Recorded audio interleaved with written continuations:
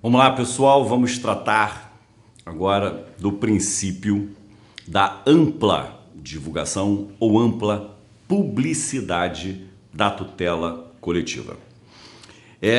Você já deve ter notado que a nomenclatura que eu usei do princípio, ela é um pouco mais ampla do que você vai encontrar em algumas obras. Alguns autores, quando falam de ampla publicidade ou ampla divulgação, eles falam em ação coletiva. Eu prefiro usar o termo tutela coletiva porque, em minha visão, há uma acepção mais ampla. Porque não basta só que o legitimado coletivo confira ampla publicidade da ação que ele propôs. Ele também tem que gerar essa publicidade para os instrumentos extraprocessuais e extrajudiciais que ele usou. Então isso que é importante. Tudo bem? Então vamos lá. Qual é o cerne desse princípio? Por que esse princípio ele existe? Abram, por gentileza, no artigo 94 do Código de Defesa do Consumidor. Artigo 94 do Código de Defesa do Consumidor. Vamos lá. Esse artigo 94 do CDC, que está localizado topograficamente na seção que trata da defesa dos interesses individuais homogêneos, no que tange a ampla publicidade ou ampla divulgação, não fica adstrito aos direitos individuais homogêneos. Eu posso, ou melhor, devo aplicar esse princípio da ampla publicidade também para os demais direitos ou interesses transindividuais, ok? Então não caiam nessa armadilha. Repito, no que tange ao princípio da ampla publicidade, eu posso usar para qualquer interesse transindividual e daqui a pouco eu vou confirmar essa ideia para vocês. Mas vamos partir desse artigo 94 do CDC, que na minha visão, ele é o artigo mais relevante sobre o tema. Conforme preconiza o artigo 94, os legitimados coletivos ostentam o dever de publicizar as medidas, os instrumentos e as ações empregadas, utilizadas no âmbito da tutela coletiva, justamente para que a coletividade tenha a efetiva ciência de que há algo a tutelá-la. Peraí, professor, não ficou muito legal essa explicação. O que eu quero dizer?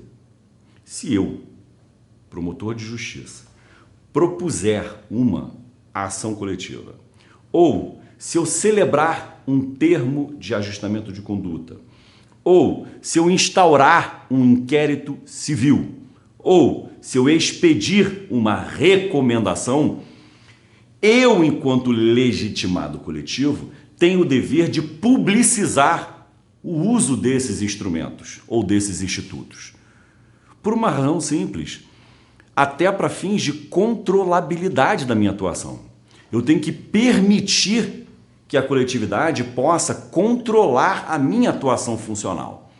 Mas não é só para isso.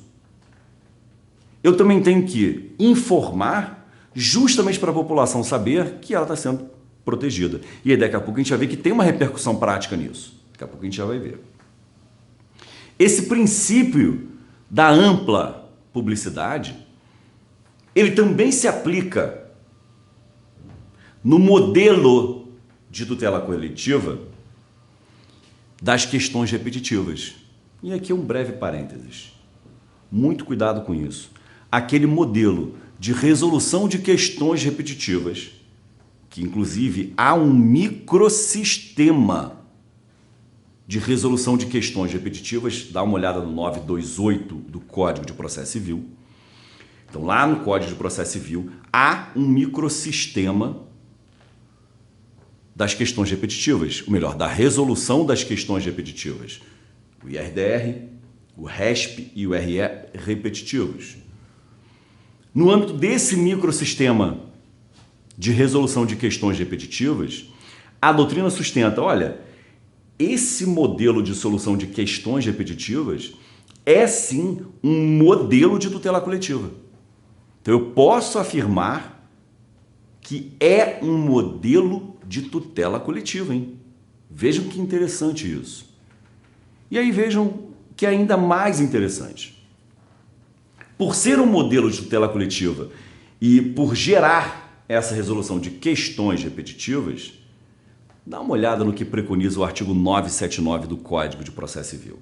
Dá uma olhada no que preconiza o artigo 979 do Código de Processo Civil.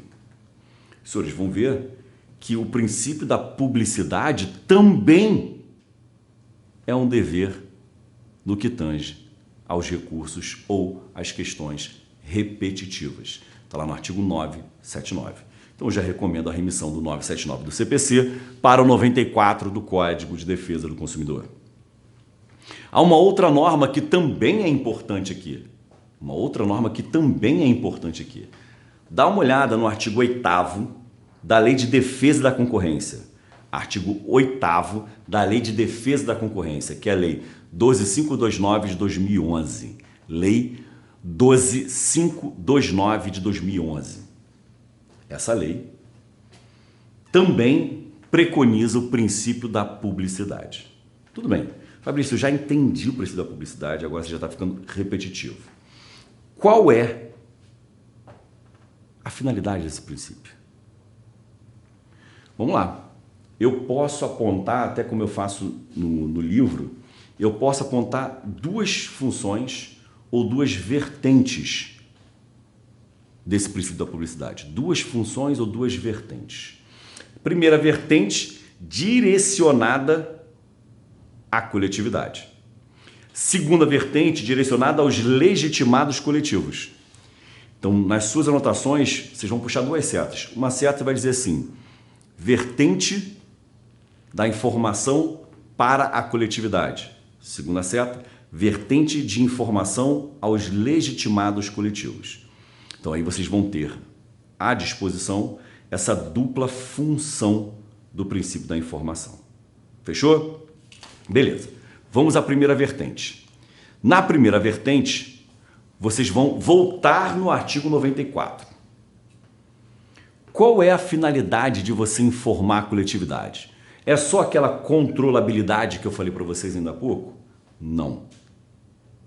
Por meio dessa informação, que alguns autores chamam de adequada notificação dos membros, ou simplesmente fair notes, adequada informação dos membros, ou fair notes, você informa os membros da coletividade que algum instrumento ou instituto da tutela coletiva foi utilizado ou empregado e, mediante esta informação, o membro desta coletividade pode, se assim desejar, pleitear intervenção individual no processo coletivo. Então vejam só que importante finalidade tem essa informação. Vejam, se você informar o membro da coletividade de que há uma ação civil pública, por exemplo, em curso, e que essa ação civil pública tutela o interesse desse camarada, ele tem o direito de pleitear o ingresso nesse processo coletivo. É o que se chama de intervenção individual no processo coletivo. Já vi autor colocar assim, nada mais é do que a intervenção de um não legitimado no processo coletivo.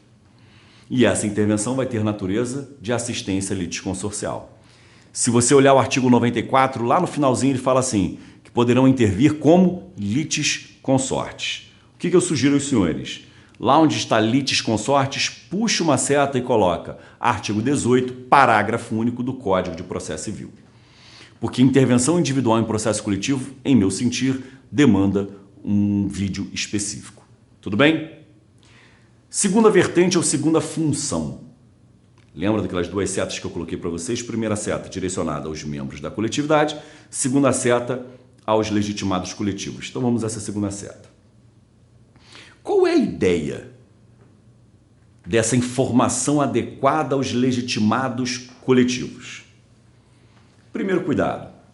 De acordo com todo o microsistema da tutela coletiva, o Ministério Público será obrigatoriamente intimado para intervir como custos iuris em todas as demandas coletivas.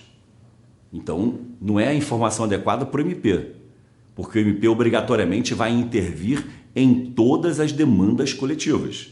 Então, pouco interessa se você publicizou a propositura da sua ação para fins de atuação do MP. O MP vai ser intimado, ele é obrigatoriamente intimado. Mas, e os demais legitimados coletivos? Bom, dá uma olhada no artigo 5º, por exemplo, parágrafo 2º da LACP. Artigo 5º, parágrafo 2º da LACP. Os senhores vão reparar que no artigo 5º, parágrafo 2º da LACP, o legislador permite que os demais legitimados coletivos possam intervir como litisconsortes do autor coletivo. Eles podem intervir como litisconsortes do autor coletivo. Mas só do autor coletivo? Não, eles podem intervir como litisconsortes também do réu. Aí depende do que eles estão defendendo. Mas o que eu quero mostrar para vocês, essa informação não é só a favor do membro da coletividade, não é só a favor do indivíduo. Ela também é a favor dos legitimados coletivos. Tanto isso é verdade, que você pode até trabalhar com o princípio dessa informação adequada, vamos colocar assim, uma informação adequada prévia. Como assim? Você vai se perguntar, mas como assim? Você pode informar ao legitimado coletivo que há uma ameaça ou já existe uma lesão ao interesse transindividual que demanda a sua atuação. Tanto é verdade, abram por gentileza nos artigos 6º e 7º da Lei de Ação Civil Pública. Artigos 6º e 7º da Lei de Ação Civil Pública. Vejam se lá não haverá uma representação para que seja informado ao legitimado coletivo, no caso, o Ministério Público, de que existe algum fato ensejador da sua atuação na tutela coletiva. Não estão satisfeitos? Vão ao artigo 89 do Estatuto do Idoso. Não satisfeitos? Vamos ao artigo 16 da Lei de Improbidade Administrativa. Então, 89 do Estatuto do Idoso, 16 da Lei de Improbidade Administrativa.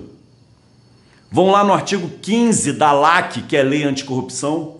Vão lá no artigo 15 da Lei Anticorrupção. Vão também ao artigo 220 do ECA. Vejam, todos esses artigos fazem parte do microsistema da tutela coletiva. E todos eles trazem essa ideia de que você pode representar, pode informar ao legitimado coletivo de que há um fato ensejador da sua atuação na tutela coletiva. No Código de Processo Civil também temos um exemplo. Vejam lá o que diz o artigo 139, inciso 10 do CPC. Artigo 139, inciso 10 do CPC. O que diz esse artigo? Que o órgão jurisdicional, diante da informação de que há diversas questões repetitivas, ou melhor, diversas demandas repetitivas em seu órgão jurisdicional, ele vai notificar os legitimados coletivos para que eles promovam a ação coletiva. Vejam, o que é isso senão o princípio da ampla informação, da ampla divulgação, da ampla publicidade? Você está informando ao legitimado coletivo de que ele tem que atuar. Então, repito, artigos 6º e 7º da LACP, 139, inciso 10 do Código de Processo Civil, 89 do Estatuto do Idoso, 220 do ECA, 16 da Lei de Improbidade Administrativa, 15 da Lei Anticorrupção. E só um detalhe, esse artigo 139, inciso 10 do CPC, quando ele determina que a notificação é para a propositura da ação coletiva, muito cuidado. Porque, na verdade, por exemplo, se o Ministério Público for notificado de que há questões repetitivas, há demandas repetitivas, ele pode, ao invés de promover uma ação coletiva, ele pode, por exemplo, celebrar um TAC, ele pode expedir uma recomendação. Tudo bem? Então, bons estudos aí a todos.